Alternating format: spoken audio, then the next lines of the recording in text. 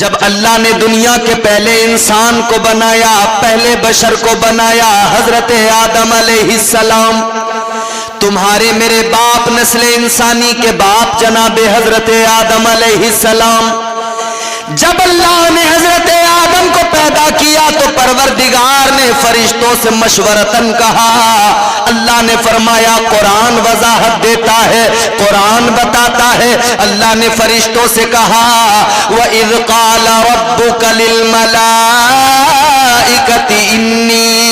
إِنِّي جَاعِلٌ فِي الْأَرْضِ خَلِيفَةً، اللہ نے فرمایا اے میرے فرشتوں میں زمین میں اپنا خلیفہ بنانے والا ہوں۔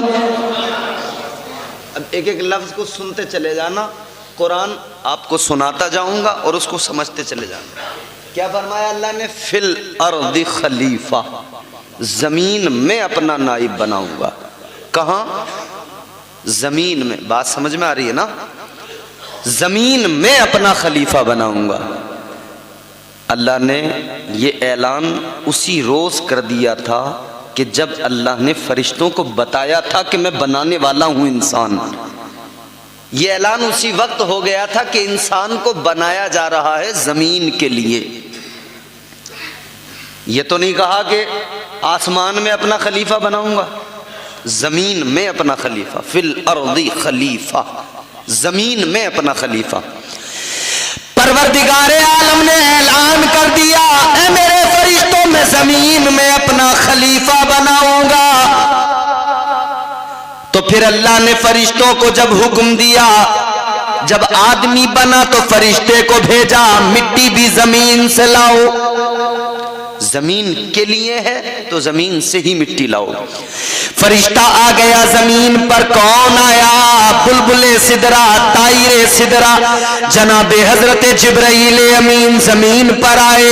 ایک مشت خاک اٹھانا ہے، مٹی اٹھانا چاہتے ہیں، زمین رونے لگی، زمین گڑ گڑانے لگی۔ زمین نے کہا جبرائیل مٹی نہ اٹھاؤ، اے جبرائیل انسان بنے گا، وہ زمین پہ آئے گا، خوریزی کرے گا، فتنہ و فساد کرے گا۔ اے جبرائیل، زمین رونے لگی، کہنے لگی مٹی نہ لے کر جاؤ، لیکن بلبل سدرا نے دیکھا زمین رو رہی ہے، زمین کا رونا دیکھا، رحم آ گیا، خالی ہاتھ اللہ کی بارگاہ میں پہنچ گئے۔ اللہ تبارک و تعالیٰ نے فرمایا اے جبرائیل کیا ہوا، مٹی لے کر نہیں آئے؟ بلبل سدرا نے عرض کر دیا مولا میں گیا تھا مگر زمین رونے لگی، یا اللہ زمین گڑ گڑانے لگی، اے پروردگار میں خالی ہاتھ آ گیا، اس کے رونے کو دیکھا تو رحم آ گیا، اس کے رونے کو دیکھا تو ترس آ گیا۔ اللہ نے فرمایا ٹھیک ہے، دوسرے فرشتے کو حکم دیا اے اسرافیل تم جاؤ، تم مٹی لے کر آؤ۔ حضرت اسرافیل آئے، آپ زمین پر آئے، مٹی اٹھانا چاہتے ہیں، زمین پھر رونے لگی، زمین پھر رو کے کہنے لگی اے اللہ کے فرشتے مٹی نہ لے کر جا، انسان بنے گا، زمین پہ آئے گا، خوریزی کرے گا۔ اللہ اکبر، غور کرو، انہیں بھی رحم آیا، واپس گئے۔ تیسرا فرشتہ آیا، جب اللہ نے ان کو بھیجا انہوں نے بھی مٹی اٹھانے کی کوشش کی، لیکن زمین روئی، رحم آ گیا، وہ بھی خالی ہاتھ چلے گئے۔ اب اللہ نے چوتھے فرشتے کو بھیجا، کون آئے؟ حضرت اسرائیل زمین پر آئے۔ جناب حضرت اسرائیل نے زمین سے مٹھی بھر خاک اٹھانے کے لیے جیسے ہی ہاتھ بڑھایا، زمین رونے لگی، زمین پھر وہی دکھڑا سنانے لگی۔ زمین نے کہا اے اسرائیل مٹی نہ لے کر جا، انسان بنے گا، خوریزی کرے گا، فتنہ و فساد کرے گا۔ جیسے ہی زمین روئی تو جناب اسرائیل نے کہا اے زمین سن لے، تو رو رہی ہے مگر یہ یاد رکھ لے میرا نام اسرائیل ہے، میں تیرا رونا نہیں دیکھوں گا، میں دیکھوں گا تو اللہ کا حکم دیکھوں گا۔ فرمایا تیرے رونے سے مجھ پر کوئی فرق میں لے کے جاؤں گا۔ مٹی اٹھائی اللہ کی بارگاہ میں، مولا مٹی لے آیا۔ اللہ نے فرمایا اسرائیل زمین روئی نہیں تھی کیا؟ ہاں مولا روئی تھی۔ پھر تمہیں رحم نہیں آیا؟ مولا میں نے زمین کا رونا نہیں دیکھا، میں نے تیرا حکم دیکھا۔ اللہ تبارک و تعالیٰ نے فرما دیا اے اسرائیل انسان بنے گا، تخلیق ہوگی انسان کی۔ اے اسرائیل سنو، انسان کو پیدا کیا جائے گا، اس کی ولادت کے لیے زمین سے مٹی تم لے کے آئے ہو، اب تمہاری ڈیوٹی لگے گی قیامت تک کے لیے انسان بن جائے گا۔ جب بھی انسان کا وقت پورا ہوگا کوئی اور فرشتہ اس کے پاس نہیں جائے گا، انسان بنانے کے لیے مٹی تم لائے ہو، اور جب اس کا آخر ہوگا اسے واپس مٹی میں ملایا جائے گا، تب بھی تم ہی اسی کے پاس جاؤ گے اور تم ہی جا کر اس کی روح نکالو گے۔ تو اللہ نے حضرت اسرائیل کی ڈیوٹی لگائی کہ روح بھی تم قبض کرو گے۔ آپ کو بات میری سمجھ میں آ رہی ہے؟ اب سنیں ذرا توجہ سے، محبت سے بولیں سبحان اللہ۔ اللہ نے فرما دیا تم ہی جایا کرو گے ہر انسان کے پاس، تم ہی روح نکالو گے، تم ہی روح قبض کرو گے ہر انسان کی۔ کمولا ٹھیک ہے۔ اچھا اب میں یہاں پر ایک بات کی طرف آپ کی توجہ دلانا چاہتا ہوں، یہ محمود پورے یہاں کے پڑھے لکھے لوگ میری بات سمجھیں گے، ماسٹر شریف صاحب بیٹھے ہیں، عقیل بھائی بیٹھے ہیں، ایک جملہ میں عرض کر رہا ہوں۔ اللہ نے فرشتوں سے کیا فرمایا تھا؟ میں نے بھی آپ کو قرآن کی آیت پڑھ کے سنائی، وَإِذْ قَالَ رَبُّكَ لِلْمَلَائِكَةِ إِنِّي جَاعِلٌ فِي الْأَرْضِ خلیفہ۔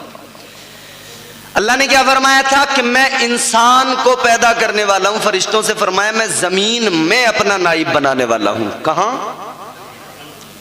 مگر اللہ نے جب انسان کو بنایا تو رکھا کہاں؟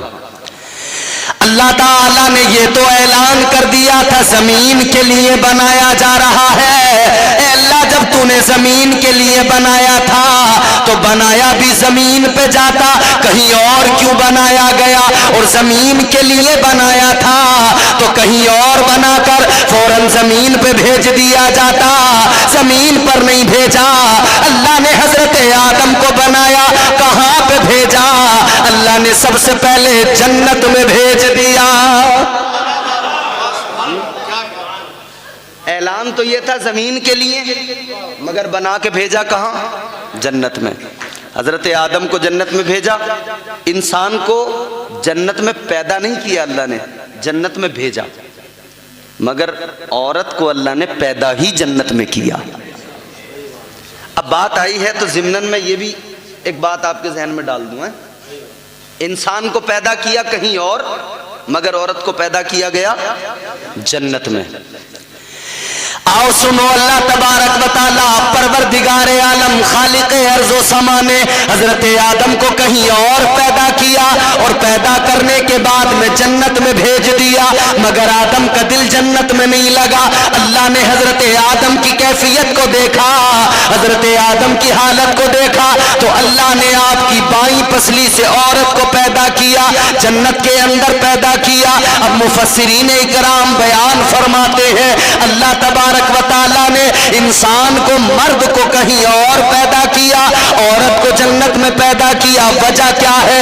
ریزن کیا ہے؟ سبب کیا ہے؟ اللہ نے عورت کو جنت میں کیوں پیدا کیا؟ اب غور کرو میرے عزیزو، مفسرین اکرام فرماتے ہیں، ہمارے علماء فرماتے ہیں کئی وجہ ہیں اللہ نے عورت کو جنت میں پیدا کیا۔ اس کی وجوہات ہیں، 3 وجہ ہمارے علماء نے بیان فرمائی۔ پہلی وجہ کیا ہے؟ ہمارے علماء فرماتے ہیں، مفسرین فرماتے ہیں اللہ نے عورت کو جنت میں بنایا، اس لیے بنایا کہ جب آنکھ کھلے عورت کی تو سب سے پہلے اسے جنت دکھائی دے، جنت نظر آئے۔ عورت کی آنکھ کھلے وہ جنت کی بہاروں کو دیکھ لے، اس کی آنکھ کھلے وہ جنت کے نظاروں کو دیکھ لے، عورت کی آنکھ کھلے وہ جنت کی دریاؤں کو دیکھ لے، جنت کی رانائیاں دیکھ لے، جنت کی رنگینیاں دیکھ لے، جنت کا حسن دیکھ لے، جنت کی خوبصورتی دیکھ لے۔ اللہ تبارک و تعالیٰ نے عورت کو جنت میں پیدا کر کے مزاج دیا، اے عورت سن لے، تجھے جنت میں پیدا کیا، آنکھ تیری کھلی، جنت کو دکھایا گیا، اس لیے کہ اب جنت जन्नत में पैदा करके जन्नत दिखाई जा रही है, जब तुझे जमीन पे भेजा जाएगा वहां तेरा एक घर होगा। याद रखना, आज जन्नत को देख ले, जमीन पे जाना तो अपने घर को जन्नत का नमूना बना देना। जमीन पे जाना तो अपने घर को जन्नत का नमूना बना देना। अल्लाह ने औरत को फितरी तौर पे इसकी खमीर में ये चीज़ डाली कि तू दुनिया में जाए ना तो अपने घर को इतना खूबसूरत बनाना, इतना हसीन बनाना कि तेरा घर मिसले जन्नत नजर आए। अल्लाह ने तो मिजाज दिया कि जन्नत का नमूना बना देना, मगर बदकिस्मती है कि आज घरों को कुछ और ही बना दिया गया। एक वजह, दूसरी सुनिए। अल्लाह तबारक व तआला ने औरत को जन्नत में पैदा किया, दूसरी वजह हमारे उलमा ने बयान की किस लिए पैदा किया। दूसरी वजह यह है, जन्नत के अंदर अल्लाह तबारक व तआला ने हूरों को पैदा किया है। हूरों का तज़किरा सुना है, हूरें जन्नत में मौजूद हैं और हूरों की खूबसूरती यह है, हुजूर फरमाते हैं अल्लाह ने हूरों को वो हुस्न अता किया है, अगर कोई जन्नत की हूर अपनी एक उंगली ज़रा सी दुनिया में ज़मीन पे ज़ाहिर कर दे तो ये जो सूरज की रोशनी है ये फीकी पड़ जाए, ये जो चांद की चांदनी है ये फीकी पड़ जाए। ये हुस्न है जन्नत की हूर का। बड़ी खूबसूरत है जन्नत की हूरें। तो अल्लाह ने औरत को जन्नत में पैदा किया, जन्नत में हूरें भी मौजूद हैं। मिजाज दिया अल्लाह ने औरत को, अल्लाह ने औरत को मिजाज दिया, जन्नत में पैदा किया जा रहा है। हूरों को देख ले, जन्नत की हूरों का रहना सहना देख ले, इनका बनना संवरना देख ले, इनका सजना संवरना देख ले। इसलिए कि तुझे दुनिया में जाना है, तुझे जमीन पे जाना है, इनका हुस्न देख ले, इनका रहने का सलीका देख ले, इनका रहने का ढंग देख ले, इनकी जिंदगी को देख ले, इनके हुस्न को देख ले, बनाओ सिंगार को देख ले। जब तू दुनिया में जाएगी तुझे किसी के निकाह में रखा जाएगा, जब तू उसके सामने जाना तो अपने शोहर के सामने इसी तरह खूबसूरत बन के जाना, बन संवर के तैयार हो के जाना, ताकि तेरा शोहर देखे तो उसकी आंखें ठंडी हो जाए। ये दूसरा रीजन। तो अल्लाह ने मर्द को पैदा किया कहीं और, औरत को पैदा किया जन्नत में। अलगरज मैं अपनी बात की तरफ वहीं आपको लेके चलता हूँ। अल्लाह ने पैदा किया तो ऐलान क्या है, जमीन के लिए, मगर कहाँ रखा, जन्नत में। क्या वजह है, क्यों डायरेक्टली अल्लाह ने जमीन पर नहीं भेज दिया? इसमें भी बहुत सारी वजूहात हैं। अल्लाह के हर काम में हिकमत है, हर काम में रब के हिकमत है। परवरदिगारे आलम ने जनाबे हजरत आदम अलैहिस्सलाम को जनाबे हजरत हव्वा को फरमा दिया। अल्लाह का कुरान कहता है, अल्लाह ने फरमा दिया वकुलना या आदम उस्कुन अंता व ज़ौजुकल जन्नह। अल्लाह ने फरमाया ऐ आदम अपनी ज़ौजा के साथ जन्नत में रहो, जो चाहो खाओ, जो चाहो पियो, वकुला मिन्हा हैसु शि'तुमा वला तक़रबा हादिहि शजरत फतकूना मिनज़ ज़ालिमीन। अल्लाह ने फरमाया जन्नत में जाओ, जन्नत में रहो, जो चाहो वो खाओ, जैसे चाहो गुजारो, मगर इतना याद रहे एक शजर है जिसे शजरे ममनुआ कहा गया है, उसके करीब न जाना, उसके फल को न खाना। अगर उसको खा लिया, अल्लाह का कुरान कहता है फतकूना मिनज़ ज़ालिमीन, अगर उसे खा लिया तो याद रखना शुमार तुम्हारा जालिमों में हो जाएगा।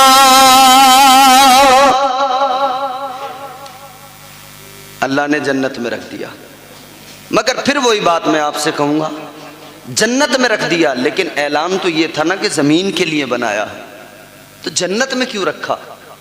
अब हमारे उलमा बयान फरमाते, मुफस्सिरीन बयान फरमाते कि इसकी एक वजह ये भी है, اللہ تعالی نے انسان کو پیدا کیا، پیدا تو اسی لیے کیا کہ اللہ کا اعلان ہے منہا خلقناکم، اسی زمین سے پیدا کیا جا رہا ہے۔ اور دوسری آیت، اگلا ٹکڑا اس آیت کا وَفِيهَا نُعِيدُكُمْ، اسی میں ملایا جائے گا، مگر اس درمیان جو وقت گزرے گا پیدا ہونے کے بعد سے لے کر اسی مٹی میں واپس ملنے تک کا جو وقت گزرے گا یہی زندگی کا سفر کہلاتا ہے، یہی زندگی کا سفر ہے۔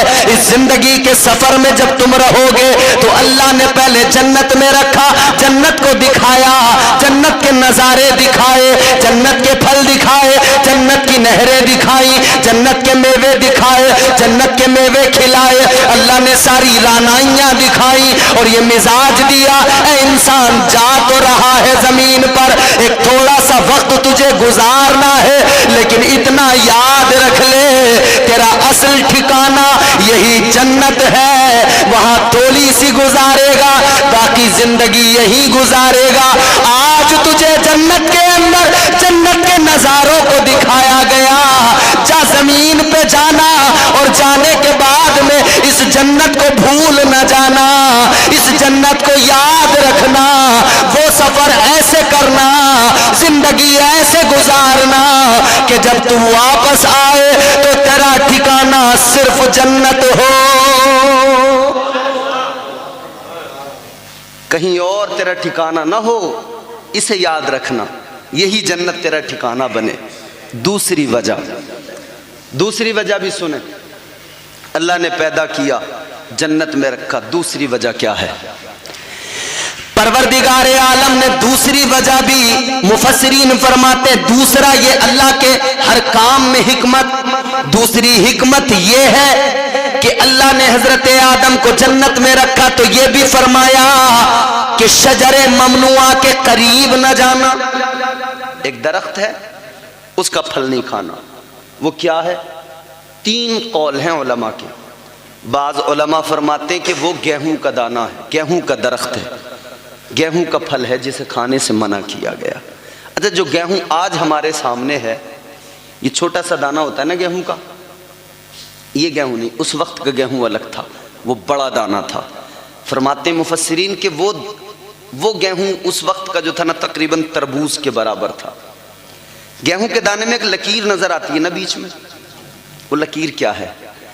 فرمایا گیا کہ جب حضرت حوا نے دانے گندم کھایا اور آدھا حضرت آدم کو کھلایا تو انہوں نے توڑ کے کھایا، وہ بڑا تھا تو توڑ کے آدھا خود نے کھایا، آدھا حضرت آدم کو کھلایا، جس دن سے انہوں نے توڑا اسی دن سے گیہوں کے دانے میں لکیر پڑ گئی۔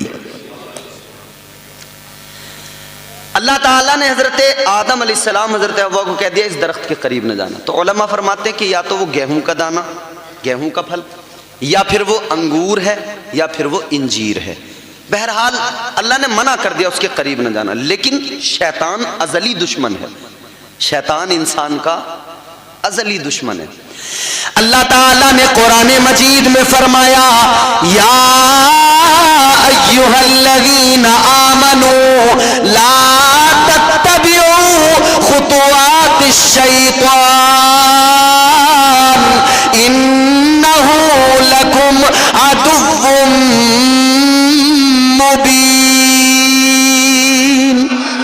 اللہ نے فرمایا اے ایمان والو شیطان کی اتباع نہ کرو، شیطان کے بہکاوے میں نہ آؤ، شیطان کے پیچھے نہ چلو، یاد رکھو یہ شیطان تمہارا کھلا دشمن ہے، شیطان ازلی دشمن ہے، شیطان اس وقت سے دشمن ہے جب آدم کو بنایا گیا، پہلے بشر کو بنایا گیا، تمہارے میرے باپ کو بنایا گیا، نسل انسانی کے باپ کو بنایا گیا، آدم بنے، آدم کو سجدہ کرنے کا اللہ نے فرشتوں کو حکم دیا، اللہ نے فرمایا وَإِذْ قُلْنَا لِلْمَلَائِكَةِ اسْجُدُوا لِآدَمَ فَسَجَدُوا إِلَّا إِبْلِيسَ، اللہ نے فرشتوں کو حکم دیا آدم کو سجدہ کرو، سارے فرشتوں نے سجدہ کیا، شیطان نے نہیں کیا، ابلیس نے نہیں کیا، اللہ نے لعنت کا توق گلے میں ڈال دیا،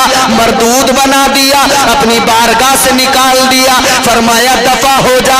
अब ये बन गया दुश्मन हजरत आदम का।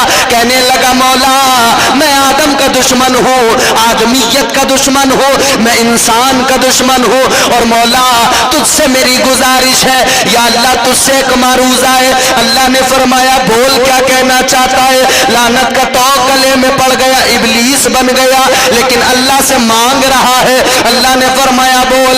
कहने लगा मौला मेरी उम्र को बढ़ा दे, मेरी उम्र को लंबा कर दे। अल्लाह ने फरमाया ठीक है, तेरी उम्र को तवील किया जाता है। कितनी लंबी उम्र अल्लाह ने कर दी। अल्लाह ने फरमाया जा जा शैतान जा, जब कयामत का पहला सूर फूंका जाएगा तब तक की तुझे उम्र दी जाती है। अल्लाह ने उम्र तवील कर दी। अब आगे बढ़ो, अल्लाह की बारगाह में कहने लगा क़ाल फ़बिइज़्ज़तिका लअग़वियन्नहुम अजमईन। अल्लाह की बारगाह में कहने लगा ऐ मौला मुझे तेरे इज्जत व जलाल की कसम है, जब तक मैं जमीन पर रहूंगा, जब तक दुनिया में रहूंगा, इंसान को बहकाता रहूंगा। अल्लाह की इज्जत व जलाल की कसम खाई। क़ाल फ़बिइज़्ज़तिका लअग़वियन्नहुम अजमईन, का बहकाता रहूंगा। तो ये है अजली दुश्मन। तो इसने उधर अल्लाह के बारगाह में कसम खाई तो काम भी फौरन शुरू कर दिया। अब इसने कहा मुझे बहकाना है इंसान को। इसने कहा यार मैं जन्नत में आता जाता था, मुझे निकाल दिया गया, किसकी वजह से? आदम की वजह से। तो अब मैं आदम को भी जन्नत से निकालूं। तो इसने कहा अब कैसे निकालूं, जन्नत में तो जा नहीं सकता, तो कैसे करूं? अच्छा मेरी बात जो है ना थोड़ी सी तवील हो रही है, मैं इसे बहुत जल्दी नीचे लाऊंगा समेट के, मगर ज़िम्नन बात आ रही है तो मैं अर्ज़ कर रहा हूँ। अभी मैं अपनी गुफ्तगू का पहला टुकड़ा बयान कर रहा हूँ। मिन्हा खलक़नाकुम, इस ज़मीन से, इस मिट्टी से अल्लाह ने पैदा किया। फिर अगले टुकड़े पे हम आएंगे, फिर इसी में मिलना है। शैतान लग गया काम पे, क्या करना है? कहने लगा मुझे आदम को बहकाना है। इसने तो कसम खाई थी ना इंसान को बहकाऊंगा, तो पहले ही इंसान को बहकाने की कोशिश करने लगा। आदम को बहकाना है, जन्नत से निकलवाना है। कैसे जाएगा? उलमा बयान फरमाते इसमें आजम इसको आते थे, इसमें आजम का सहारा लेते हुए 7वें आसमान तक पहुंचा, जन्नत के करीब तक चला गया, मगर जन्नत में नहीं जा सकता। तो कहने लगा क्या करूं? इधर हजरत आदम जन्नत में, हजरत हव्वा जन्नत में, अल्लाहु अकबर। और जन्नत के अंदर अल्लाह ने इनकी खिदमत के लिए मोर को भी रखा और सांप को भी खिदमत के लिए रखा। अच्छा जो सांप आज है ना ये जमीन पर रेंगता है, ऐसा सांप नहीं था पहले ये सांप ऐसा था कि ऊंट की बराबर ऊंचा होता था, इसके पैर थे ऊंचा। और मोर भी खूबसूरत तो आज भी है, मगर पैर उसके खूबसूरत नहीं है, पहले उसके पैर भी बड़े खूबसूरत थे। जन्नत के अंदर मोर भी अल्लाह ने हजरत आदम की खिदमत में रखा कि खिदमत करेगा, सांप भी रखा कि खिदमत करेगा, मगर मोर खूबसूरत जन्नत के अंदर है। अब शैतान ने कहा क्या करूं? तो मोर को बहकाने लगा। कहने लगा मोर से तू मेरा पुराना दोस्त है, तेरी मेरी पुरानी यारी है, तेरा मेरा पुराना ताल्लुक है, पुरानी दोस्ती है, मैं तुझे बड़ा याद करता हूँ, मैं तुझे बड़ा याद करता हूँ, तू बड़ा खूबसूरत है, तू बड़ा हसीनो जमील है, अल्लाह ने तुझे बड़ा हुस्न दिया है, तू जब नाचता है, तू जब चलता है, तुझे देखकर बड़े बड़े अच्छों के दिल मचल जाते हैं। शैतान बहकाने लगा। मोर ने कहा हाँ ये बात तो है, मैं हूँ बड़ा खूबसूरत, मगर तू बता तेरा काम क्या है? कहने लगा काम ये है मुझे जन्नत में पहुंचा दे। मोर ने कहा जन्नत में नहीं पहुंचा सकता, इसलिए कि जन्नत के दरोगा रिजवान है, देखते रहते हैं, नजर रखते हैं। तो इसने कहा शैतान ने कहा मोर से कि अगर जन्नत में मुझे नहीं लेके जा सकता तो एक काम कर दे, हजरत आदम और हव्वा को जन्नत के दरवाजे तक लेके आ जा। मुझे नहीं लेके जा सकता तो उन्हें तो लेके आ। मोर की तारीफ की। इसने कहा चल यार ठीक है तेरा काम कर दूंगा।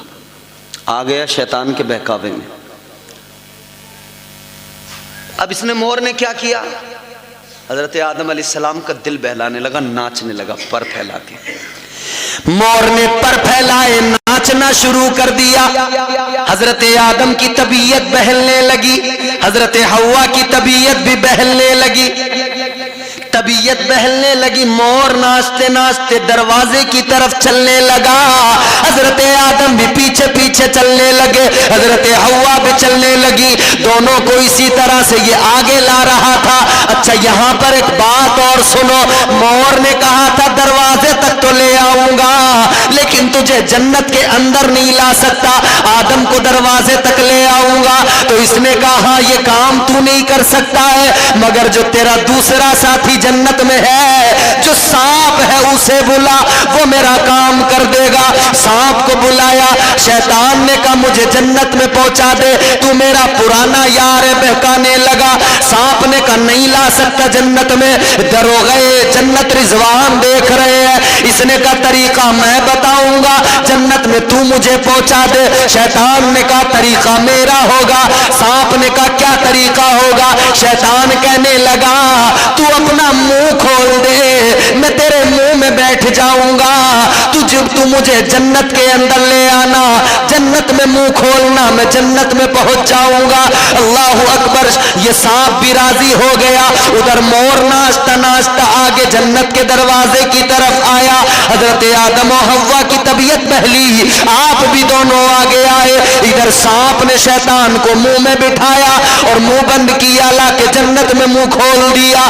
جیسے حضرت آدم و حوا کے سامنے سانپ نے منہ کھولا، شیطان اندر سے نکلا۔ مفسرین اکرام فرماتے ہیں یہ جو شیطان تھا، جب تک شیطان نہیں بنا تھا بڑا خوبصورت تھا، بڑا حسین و جمیل تھا، لیکن جب اللہ نے شیطان بنا دیا، لعنت کا طوق اس کے گلے میں ڈال دیا، تو اللہ تعالیٰ نے اس پر یہ عذاب بھی نازل کیا، اس کی شکل کو مسخ کر دیا، اللہ نے اس کے جسم کو خنزیر جیسا بنا دیا اور اس کے چہرے کو بندر جیسا بنا دیا۔ اب یہ شیطان کے منہ کے اندر سے نکلا، حضرت آدم و حوا نے دیکھا رہی تو شیطان ہے، گھبرا گئے، شیطان رونے لگا۔ اب دیکھیں اس نے سب سے پہلے کیسے بہکایا آدمی کو، رو کے کہنے لگا آدم میں اپنی غلطی پہ بڑا نادم ہوں، اے آدم مجھ سے غلطی ہو گئی، اے آدم میں نے غلطی کر لی، اللہ نے حکم دیا تھا سجدے کا، میں نے نہیں کیا، میں بھی کر لیتا فائدے میں رہتا، میں سوچتا تھا میں بہتر ہوں، میں افضل ہوں، مگر میں یہ بھول گیا تھا کہ اللہ نے تم کو افضل بنایا ہے، اشرف کا خطاب تم کو دیا ہے، لیکن آدم میں کیا کروں، مجھ سے غلطی ہو گئی، میں اس لیے آیا ہوں کہ اپنی غلطی کو سدھار سکوں، اپنی غلطی کی معافی کے لیے آیا ہوں۔ حضرت آدم نے اس میں اتنا سنا تو دل نرم ہوا آدم و حوا کا، مگر سنو سنو، شیطان نے فوراً بہکایا، کہنے لگا آدم میں تمہیں لے کے بڑا پریشان ہوں، بڑا فکر مند ہوں، بڑی تکلیف میں ہوں۔ حضرت آدم نے کہا تجھے کون سی پریشانی، تو میری وجہ سے کیوں تکلیف میں ہے؟ کہنے لگا آدم تکلیف میں اس لیے ہو کہ تم انسان ہو اور انسان کو ایک دن مرنا ہے۔ سب سے پہلے بہکایا تو یہی جملے کہے اس نے کہ مرنا ہے۔ کہنے لگا آدم تمہیں موت آئے گی، مرنا ہے، اور آدم سنو جب موت آئے گی تو کیسے آئے گی، یہ اس طرح سے تڑپ کر دکھانے لگا جیسے جانور کا گلا کٹ جائے، ذبح کر دیا جائے، اس کیفیت میں جانور تڑپتا ہے، اس نے ویسے ہی تڑپ کر دکھایا۔ کہنے لگا آدم جب موت آئے گی یہ حالت ہو جائے گی، اے آدم میں تمہارے لیے فکر مند ہوں، اے آدم میری بات سنو، ایک بات بتاتا ہوں۔ حضرت آدم نے کہا بول کیا بات ہے؟ کہنے لگا آدم وہ جو جنت کے اندر درخت ہے جس کے پاس جانے سے منع کیا ہے اللہ نے، جس کا پھل کھانے سے اللہ نے منع کیا ہے، اس کا پھل کھا لو، پھر تمہیں موت نہیں آئے گی، پھر تم فرشتوں کی طرح ہو جاؤ گے۔ کہنے لگا پھر تم ہو جاؤ گے فرشتوں کی طرح، موت نہیں آئے گی۔ اب انسان کی طبیعت یہاں دیکھیں، انسان کی طبیعت میں یہ بات ہے کہ جس کام سے اسے روکا جائے نا، اس کی طبیعت اسی طرف مائل ہوتی ہے۔ جس چیز سے روکو، بچے کو موبائل سے روکو تو اور اسی کی طرف اٹریکٹ ہوتا ہے، بھاگتا ہے۔ بولو، موبائل بچے کے ہاتھ سے لو تو اور تیزی سے اسی کی طرف لپکتا ہے، بھاگتا ہے، دوڑتا ہے۔ تو پھر اماں بھی کیا کرتے، لے موبائل ہی پکڑ لے۔ پھر وہ ایک دن دو دن کا نہیں رہتا معاملہ، پھر وہ بنی جاتا ہے معمول۔ جب بچہ رویا تو پھر اماں بھی سوچ لیتی ہے چل یہی اماں چھپا لے گی موبائل۔ اب یہ موبائل بچوں کی دوسری اماں بن گیا۔ بچہ کتنا بھی روتا ہو، اماں کو اگر کام ہو تو وہ خود نہیں چھپاتی، وہ موبائل دے دیتی ہے، لے اس سے کھیل۔ مگر انسان کی طبیعت میں کیا ہے، جس چیز سے روکو اسی طرف جاتا ہے۔ انسان کی طبیعت میں یہ بات ہے فطری طور پر، اگر نماز کی طرف بلاؤ تو دور جائے گا، اور گناہ کی طرف سے بھگاؤ تو اسی طرف جائے گا۔ یہ فطری طور پہ ہے، مگر یہیں پہ تو امتحان ہے انسان کا۔ اب میں دوسرا ریزن آپ کو بتا رہا ہوں کیوں اللہ نے جنت میں رکھا۔ وہیں اللہ نے سارا سب کچھ فلسفہ سامنے رکھ دیا، اللہ نے مزاج وہیں دے دیا کہ تمہیں زمین پہ تو بھیجا جائے گا، مگر اس سے پہلے سارا فلسفہ سمجھا کے بھیجا جائے گا۔ پروردگار عالم نے پہلے ہی مزاج دیا، حضرت آدم بھی، ان کی طبیعت میں بھی اندر سے یہ بات پیدا ہوئی کہ پھل کھا لوں، مگر یہ ذہن میں نہیں آیا کہ فرشتوں سے تو افضل مجھے اللہ نے بنایا ہی ہے۔ بھئی فرشتوں سے بھی افضل ہے انسان کا مقام، اشرف کا خطاب صرف انسان کو ملا۔ کیا انسان کی شان یار! اللہ تعالیٰ نے انسان کے تو شباہت تک کا ذکر قرآن میں کیا۔ اللہ نے جب انسان کو بنایا فرما دیا لَقَدْ خَلَقْنَا الْإِنسَانَ فِي أَحْسَنِ تَقْوِيمٍ۔ اللہ نے فرمایا اے انسان، بے شک ہم نے تجھے اچھی شباہت، اچھی صورت کے ساتھ میں پیدا کیا ہے۔ تو اللہ نے انسان کو عزت دی ہے، پھر امت محمد ہو، نبی کی امت ہو تو کیا عزت دی ہے؟ فرما دیا کنتم خیر امت اخرجت للناس۔ اللہ نے فرما دیا اے میرے محبوب کی امت، تم بہترین امت ہو۔ حضرت آدم طبیعت مائل ہوئی کہ کھا لوں، مگر پھر یاد آیا اللہ نے منع کیا ہے، اللہ نے روکا، کہا نہیں میں نہیں کھاؤں گا۔ اچھا میں شارٹ کٹ میں بتاتا ہوں، حضرت آدم نہیں بہکے تو شیطان نے کہا آدمی نہیں بہکا، مرد نہیں بہکا تو کیا ہوا، میں عورت کو بہکاؤں گا۔ دنیا میں آج بھی تم دیکھو مرد جلدی نہیں بہکتا، عورت جلدی۔ بات صحیح ہے؟ اچھا بور تو نہیں ہو رہے آپ؟ پریشان تو نہیں ہو رہے؟ مرد جلدی نہیں بہکتا، عورت بہک جاتی ہے۔ جنت میں بھی یہی ہوا، چونکہ فطری طور پہ یہ بات شروع سے ہی ہے، پہلے آدمی پہلی عورت کا ذکر کر رہا ہوں، تمہارے میرے ماں باپ ہیں یہ۔ حضرت حوا کو بہکانے لگا، حضرت آدم پر کوئی داؤ نہیں چلا تو حضرت حوا کو۔ پھر ایک دن حضرت حوا گھوم رہی ہیں جنت میں، ٹہل رہی ہیں، تو اس نے موقع دیکھا کہ ان کو بہکاتا ہوں۔ گیا حضرت حوا کے قریب، کہنے لگا اے حوا مجھے اپنا دشمن نہ سمجھو۔ حضرت حوا سے کہنے لگا یہ دانا کھا لو، مان لو میری بات۔ حضرت حوا نے کہا کیسی بات کرتا؟ اس نے قسم کھائی، شیطان نے قسم کھائی، کہنے لگا میں تمہارا دشمن نہیں ہوں، تمہاری نصیحت کے لیے آیا ہوں۔ انی لکما لمن الناصحین، کہنے لگا میں تو تمہاری نصیحت کے لیے ناصح بن گیا ہوں۔ قسم کھائی اس نے۔ قرآن نے کہا وَقَاسَمَهُمَا إِنِّي لَكُمَا لَمِنَ النَّاصِحِينَ۔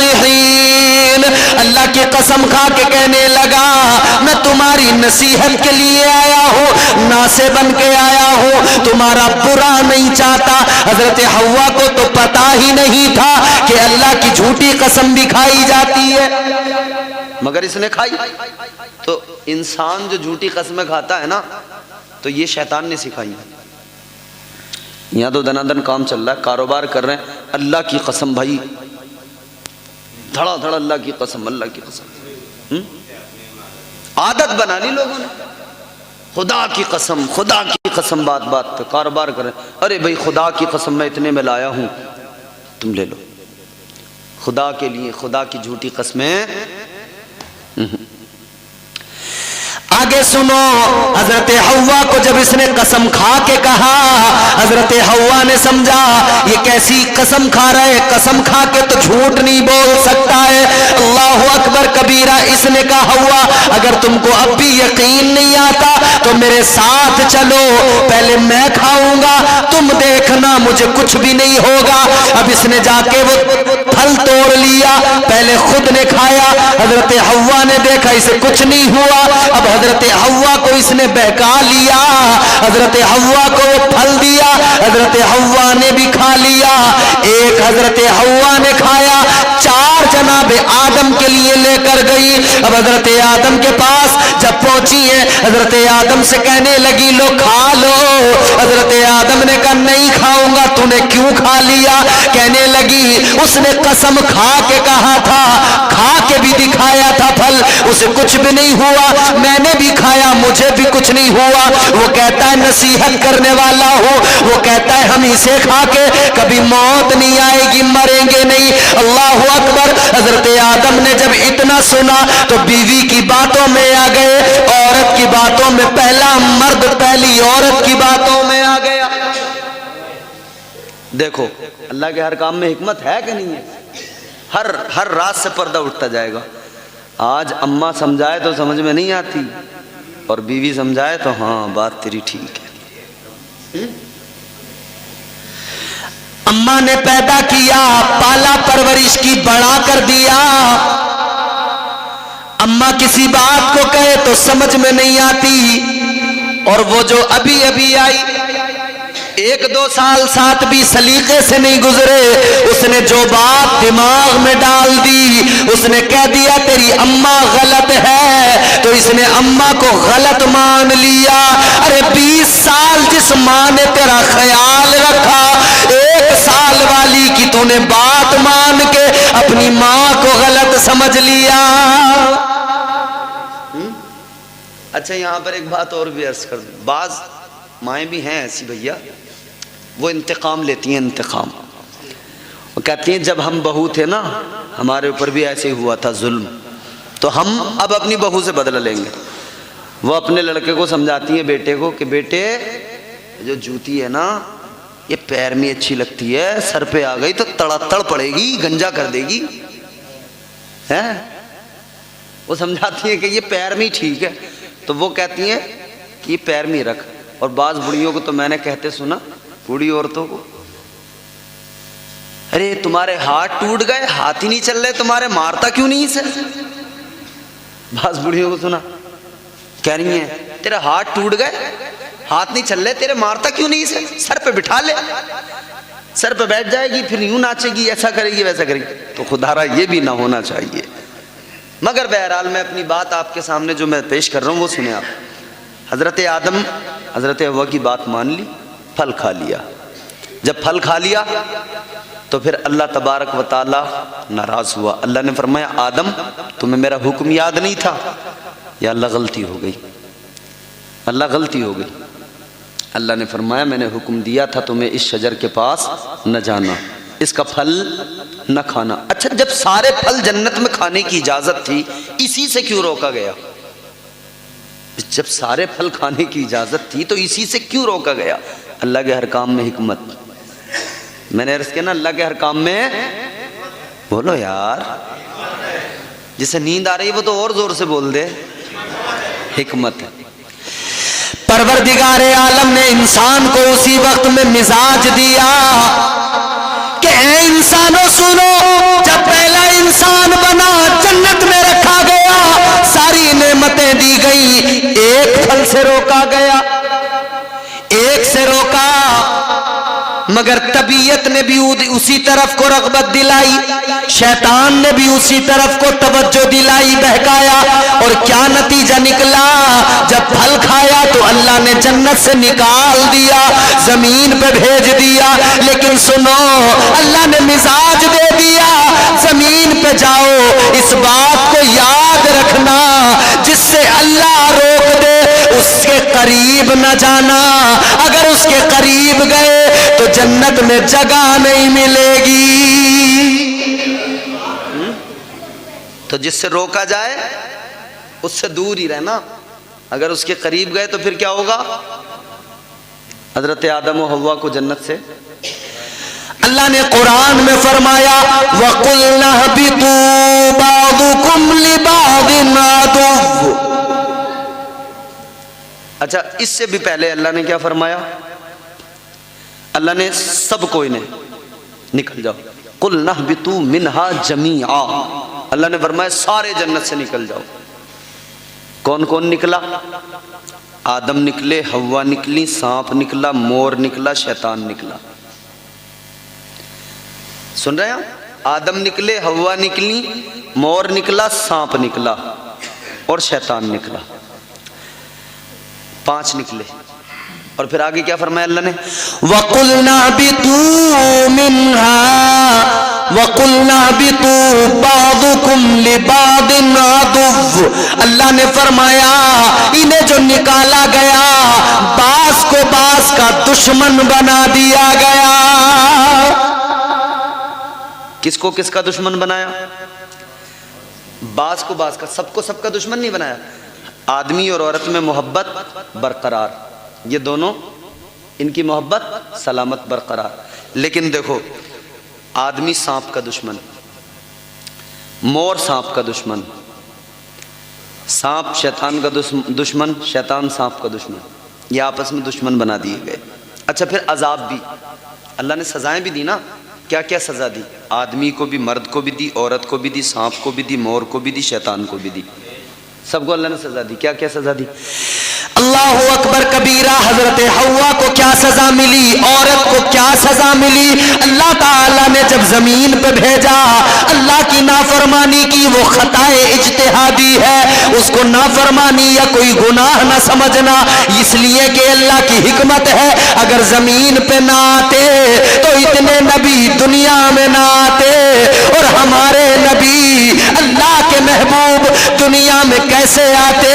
اللہ نے تو دنیا اسی لیے بنائی کہ اپنے حبیب کی شان، اپنے حبیب کی عزت ساری دنیا کو دکھانا ہے۔ تو حضرت حوا، پروردگار عالم نے عورت کو کیا سزا دی؟ عورت کو یہ سزا ملی ماہواری، حیض و نفاس۔ یہ عورت ہر مہینے 30 دن نماز نہیں پڑھ سکتی، اسے پورے مہینے نماز نہیں پڑھ سکتی، اسی لیے فرمایا کہ عورت ناقص العقل بھی ہے، ناقص الدین بھی ہے۔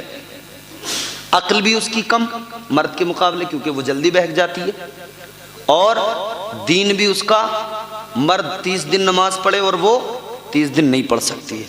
تو یہ اسی وقت میں سزا ملی۔ اللہ نے فرمایا اب تمہیں دنیا میں رہنا ہے تو اس تکلیف کو جھیلنا ہے، بچے کی ولادت ہوگی تو اس تکلیف کو بھی جھیلنا ہے، تمہارے شکم میں بچہ رہے گا اس تکلیف کو بھی جھیلنا ہے، نفاس بھی آئے گا اس تکلیف کو بھی جھیلنا ہے، اور تمہیں ہر مہینے اس انسیڈنٹ کو، وہ جو جنت میں ہوا تھا، یاد دلایا جائے گا۔ ہر مہینے تم یاد رکھو گی کہ شیطان نے بہکا دیا تھا، تو جب ہر مہینے یاد تمہیں دلایا جائے گا تو تم اس کو یاد کرنا کہ شیطان نے کل بہکایا تھا، یہ سزا ملی، اب بھی بہکاتا ہے، اگر پھر بہک گئے تو پھر اللہ سزا دے گا۔ یہ عورت کو سزا ملی۔ اچھا مرد کو کیا سزا ملی؟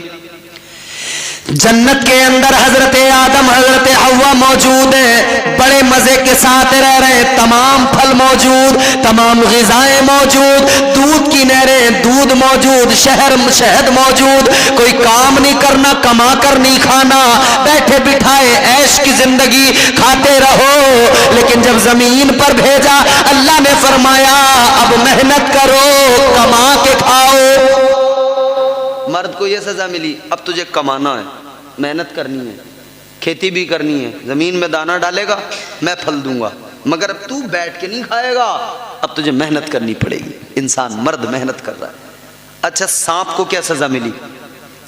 سانپ فرمایا علماء نے بڑا اونچا، اونٹ کی طرح اونچا تھا، پیر تھے، اللہ نے سزا دی۔ اللہ نے فرمایا تو نے شیطان کو جنت میں داخل کیا تھا، سزا تیری یہ ہے جس منہ میں بٹھایا تھا اس منہ میں تیرے زہر رکھ دیا جائے گا، اور جن پیروں سے تو اندر لے کے آیا تھا تیرے پیروں کو چھین لیا جائے گا۔ اب تو زمین پر رینگتا پھرے گا، اب تو زمین پر رینگے گا، مٹی کھاتا پھرے گا۔ اللہ نے سزا دے دی، سانپ کو سزا ملی اور یہ بھی سزا ملی، انسان تیرا دشمن بن جائے گا۔ اللہ اکبر۔ مور کو کیا سزا ملی؟ اللہ نے پورا وجود تو خوبصورت رکھا، پیر مور کے کالے کر دیے، اس لیے کہ مور کو یاد رہے میں نے جب اس دن میں نے شیطان کے بہکاوے میں آ گیا تھا اور حضرت آدم کو بہکانے کے لیے میں شیطان کے قریب لایا تھا، شیطان بہکا رہا تھا، میں بھی اس میں معاون تھا، تو اللہ تعالیٰ نے اس کے پیروں کو کالا کر دیا، اس کا حسن چھین لیا، اسے بھی سزا دی ہے۔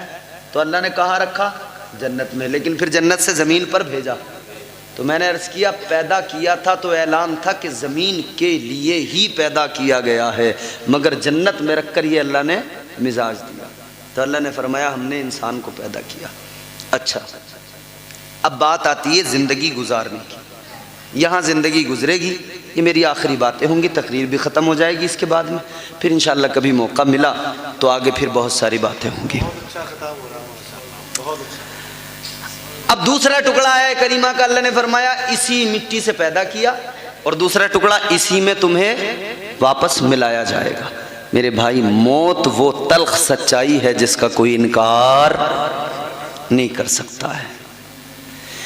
یاد رکھنا موت ہر انسان کو آئے گی، جو دنیا میں اللہ نے جس کو پیدا کیا ہے اسے مرنا ضرور ہے، اور جو وقت مقرر ہے اسی وقت پر موت آئے گی، کوئی نہیں بچ سکتا، کوئی شہنشاہ ہو، کوئی طاقتور ہو، بادشاہ ہو، امیر ہو، غریب ہو، فقیر ہو، قلندر ہو، کوئی بھی ہو، عالم ہو، واعظ ہو، جو دنیا میں آیا ہے اسے دنیا سے جانا ضرور ہے، موت ضرور آئے گی۔ بلبل سدرہ میرے آقا کی بارگاہ میں آئے، عرض کرنے لگے قال جبریل علیہ السلام یا محمد صلی اللہ علیہ وسلم عش ما شئت فإنک میت وأحبب من شئت فإنک مفارقہ واعمل ما شئت فإنک مجزی بہ۔ عرض کرنے لگے یا رسول اللہ اپنی امت سے فرما دیجئے اللہ نے زندگی دی ہے، اللہ نے سانسیں عطا کی ہے، جب تک دنیا میں رہے چاہے جیسے زندگی گزار لیں، لیکن اتنا یاد رکھیں ایک دن مرنا ضرور ہے، موت ضرور آئی۔ اللہ نے فرمایا کل نفس ذائقۃ الموت، ہر نفس کو موت کا ذائقہ چکھنا، جو وقت مقرر ہے اسی وقت پر۔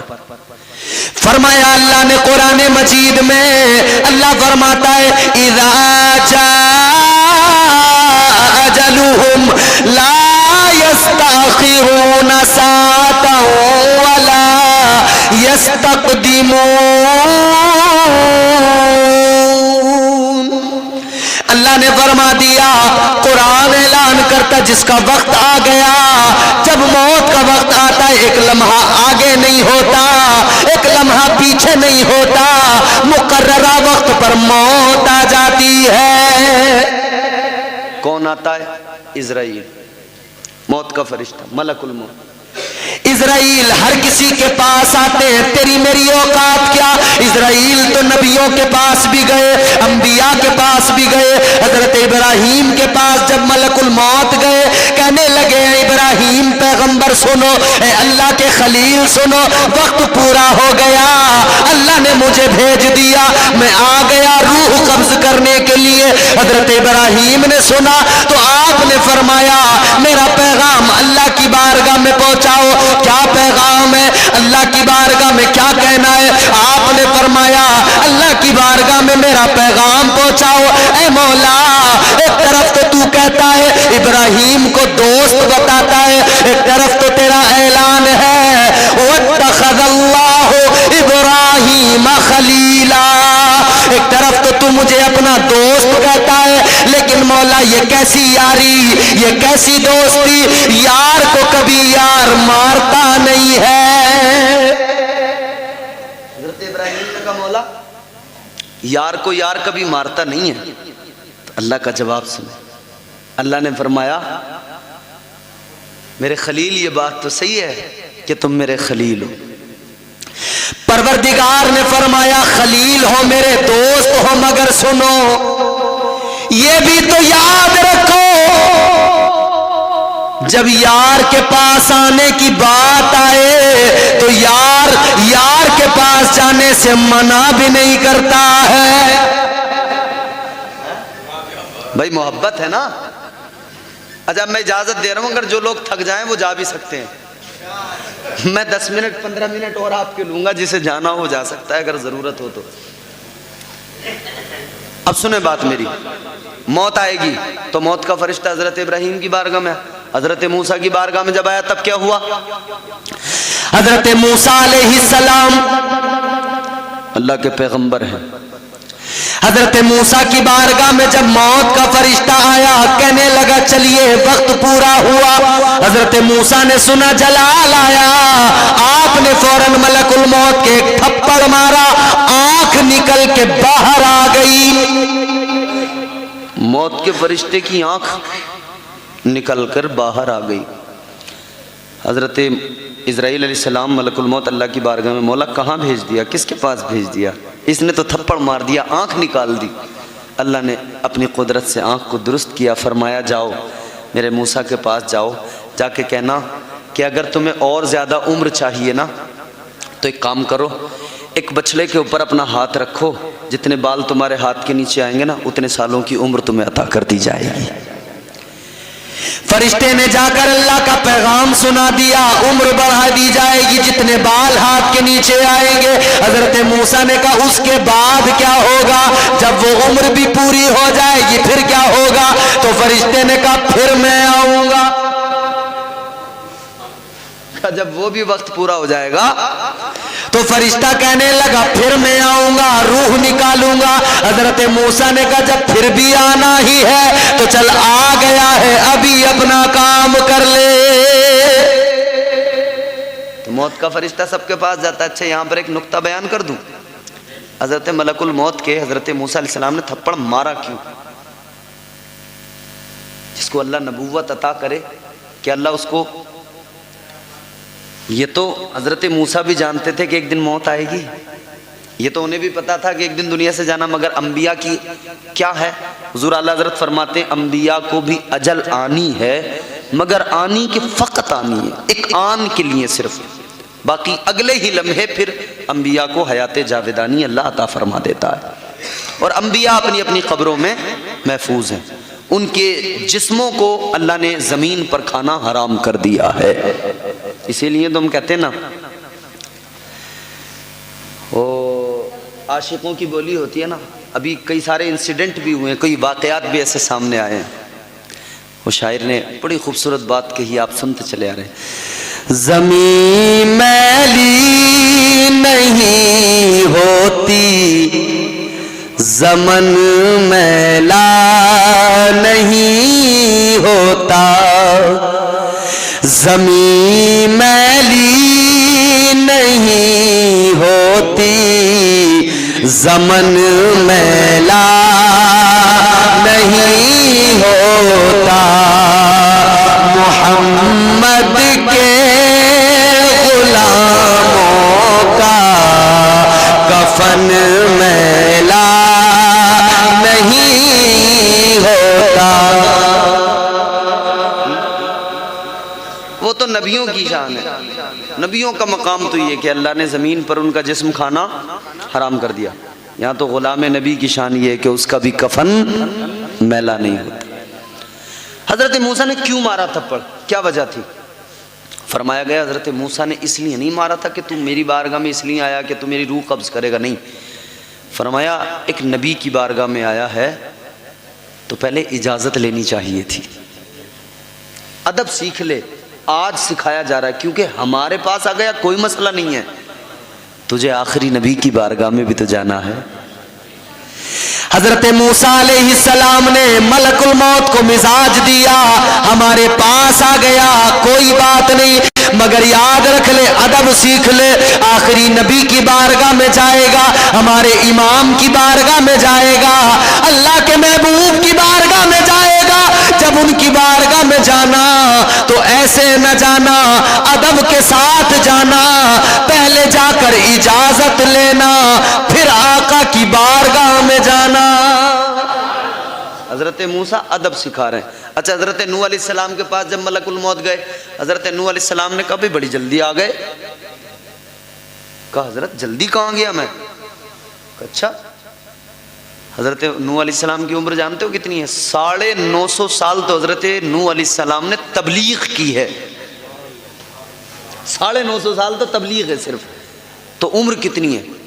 حضرت نوح علیہ السلام فرماتے پوری زندگی اتنی طویل، یہ جو زندگی ہے نا، حضرت نوح علیہ السلام فرماتے پوری زندگی گزر گئی، مجھے ایسا لگا کہ میں ایک دروازے سے کسی گھر میں یا کسی محل میں ایک دروازے سے داخل ہوا ہوں اور اس کے دوسرے دروازے سے نکل کے آ گیا، اتنی طویل زندگی، مگر یوں گیا اور یوں نکل کے آ گیا، ایسا لگا۔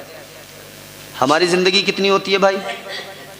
50 سال، 60 سال، 70 سال، 80 سال، مشکل سے 90 بڑی مشکل سے 90 اتنی ہے نا، اتنی ساری زندگی، اور ہماری زندگی میں دیکھو تم کتنے ڈرامے ہیں نا، کتنے تماشے ہیں ہماری زندگی میں۔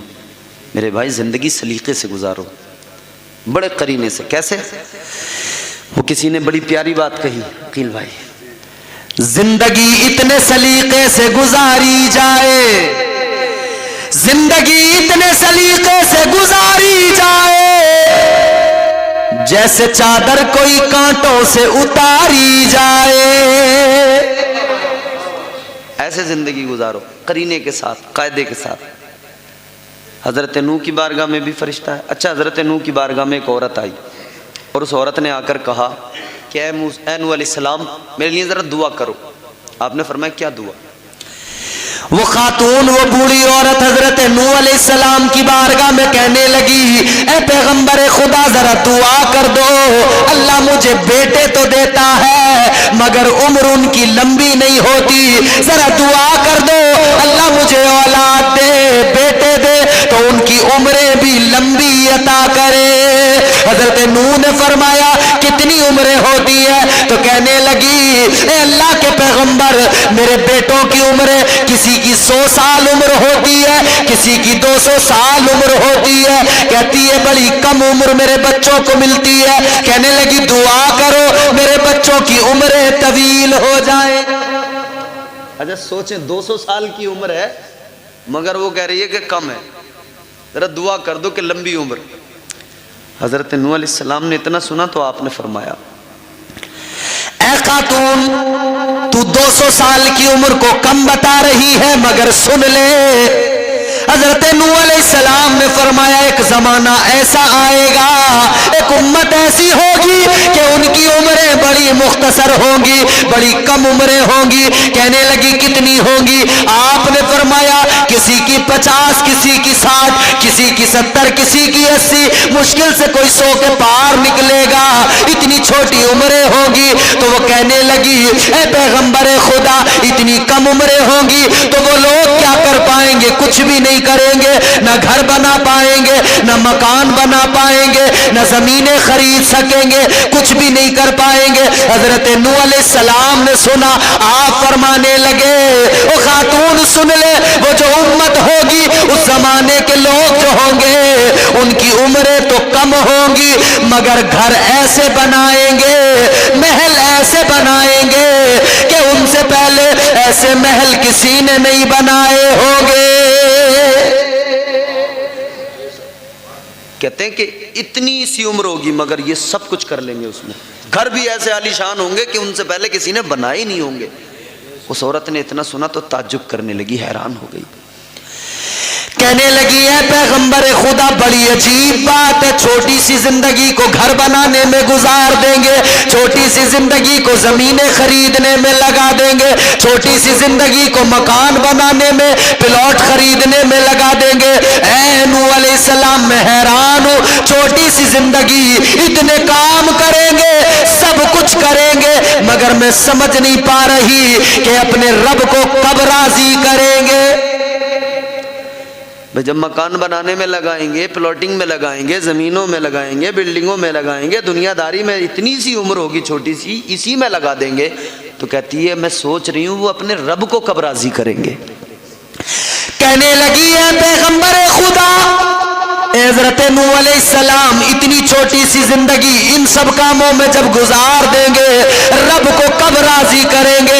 کہنے لگی اے پیغمبر خدا، اگر مجھے پتہ لگ جائے میری عمر 50 60 70 ہونے والی ہے، کہتی ہے میں کوئی زندگی میں دوسرا کام ہی نہ کروں، ساری زندگی سجدے میں سر رکھ کر اللہ کو راضی کرنے میں گزار دوں۔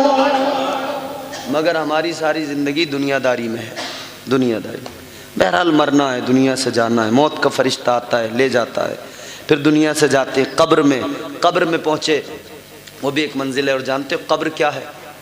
قبر جانتے ہو کیا ہے؟ میرے تمہارے نبی نے فرمایا، تاجدار مدینہ نے فرمایا، والی کونین نے فرمایا، قبر اس جگہ کا نام ہے جو صرف اچھا انسانی جتنی زمینیں خرید لے، جو کر لے، مگر آخرکار کہاں؟ وہی 2 گز زمین میں، بس وہی نا آخری ٹھکانہ۔ یہاں تمام 100 بیگھے 200 بیگھے خرید لی، مگر کہاں پہنچا؟ 2 گز۔ میرے آقا نے فرمایا قبر وہ جگہ ہے، نیک جائے، مومن جائے، پرہیزگار جائے، یا پھر کوئی گناہگار جائے، قبر میں جو بھی گیا، قبر کسی کو نہیں چھوڑتی ہے، قبر سب کو دباتی ہے، نیک کو بھی دباتی ہے، گناہگار کو بھی دباتی ہے۔ سنو آقا کا فرمان ہے، دل پہ ہاتھ رکھ کے سننا۔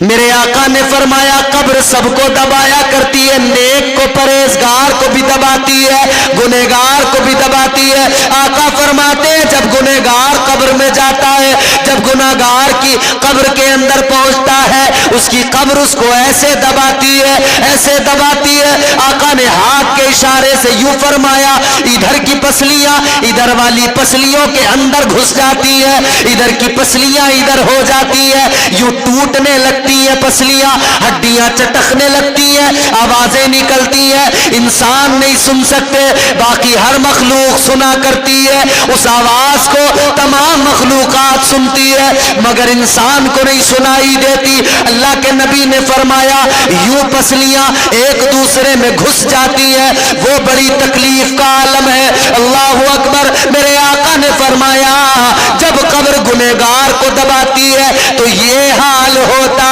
ہے، ایسے دباتی ہے قبر۔ مگر اس کے برعکس اب دوسرا منظر، تصویر کا دوسرا رخ، سکے کا دوسرا پہلو دیکھیں۔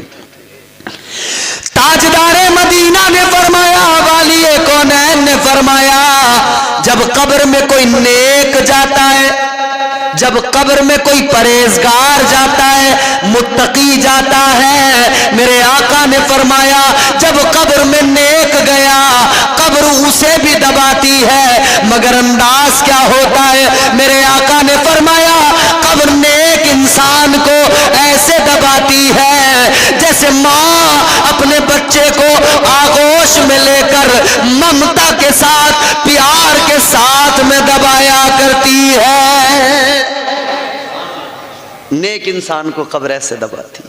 تو بھائی قبر میں جاؤ تو اس طرح سے جاؤ کہ قبر دبائے نا تو ایسے دبائے کہ جیسے ماں اپنے بچے کو سینے سے لگا کے دباتی ہے۔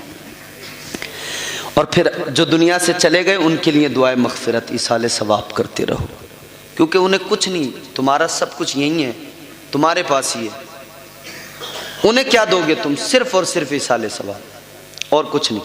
کیا دو گے؟ ایصال ثواب. میرے آقا نے فرمایا جو قبروں میں چلے گئے وہ انتظار کیا کرتے ہیں. کیسا انتظار؟ آقا نے فرمایا مل میت فی القبر الا کالغریق المتغوث ينتظر دعوة تلحقه من اب او اخ او ام او صدیق او کما قال. تاجدار مدینہ نے فرمایا جب تم کسی اپنے کو قبر میں ڈال کے آتے ہو, مٹی کے نیچے دبا کے آتے ہو, آقا نے فرمایا اس کی حالت ایسی ہوتی ہے جیسے کوئی پانی میں ڈوبنے والا, جیسے کوئی دریا میں ڈوبنے والا جب پانی میں ڈوبتا ہے اپنی مدد کے لیے لوگوں کو بلاتا ہے, پکارتا ہے آؤ مجھے بچاؤ. آقا فرماتے ہیں یہی حالت اس کی بھی ہوتی ہے. آقا فرماتے ہیں وہ قبر کے اندر انتظار کیا کرتا ہے. یا رسول اللہ کیسا انتظار؟ کس چیز کا انتظار؟ کیا دولت کا انتظار کرتا ہے؟ کیا بینک بیلنس کا انتظار کرتا ہے؟ آقا نے ایک جملے میں بات کو ختم کیا. میرے آقا نے فرمایا ینتظر, انتظار کرتا, دعوتن, کسی اور چیز کا انتظار نہیں کرتا, وہ تمہاری دعاؤں کا انتظار کرتا ہے. اور اگر دعا کی جائے تو کیا ہوتا ہے؟ آقا نے فرمایا فانزل اللہ تعالی علی اہل القبور کامثال الجبال من دعاء اہل الدنیا. میرے آقا فرماتے ہیں اللہ تبارک و تعالی زندوں کی دعاؤں کی برکت سے مرنے والے کی قبر کے اندر پہاڑوں کے برابر نور نازل کر دیتا ہے. کتنا نور؟ کتنے بڑے ہوتے ہیں پہاڑ؟ بڑے ہوتے ہیں نا, اتنا نور. جب قبر میں نور آتا ہے تو وہ مردہ دیکھتا ہے یار میری قبر میں تو نور نہیں تھا, اندھیرا تھا, یہ کیسے اتنا اجالا ہوا, یہ کیسے اتنا نور. وہ کہتا ہے من این لی ھذا, اے اللہ یہ نور کہاں سے آیا؟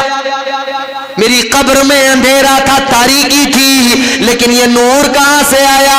اب ماؤں کے وفادار بیٹے سنے, حنیف بھائی نے اپنی ماں کے ایصال ثواب کے لیے محفل سجائی. حدیث کا ٹکڑا سنو. میرے آقا نے فرمایا ادھر کوئی بچہ اپنی ماں کے لیے دعا کرے, ادھر کوئی بیٹا اپنے باپ کے لیے دعا کرے. جب قبر میں نور آ گیا تو اس نے کہا من این لی ھذا, مولا کہاں سے آیا؟ اللہ فرماتا ہے ولد. میرے آقا فرماتے ہیں جب قبر میں نور آیا تو وہ کہتا ہے مولا کہاں سے آیا؟